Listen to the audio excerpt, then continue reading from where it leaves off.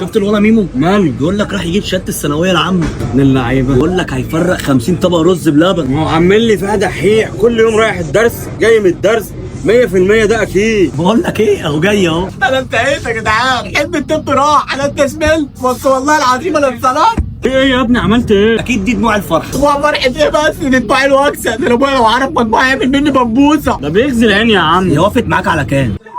يا عم 5 هتلحق بيطري. 5 دقيقة يا عم 50. 50 ايه؟ 50 درجه؟ يا عم 50 درجة ايه؟ 50%. 50%؟ تعال رايح يا جدعان. يا جدعان بقى ما تزودوش عليا التله انا فيه. عايز ايه؟ نفسي في همبرجر قوي. همبرجر. جايب لك همبرجر. يكون جوسي. جوسي.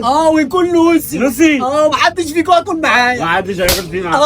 يا رب ايدك تشتغل. خد يا سيدي البرجر اللي انت عايزه اهو.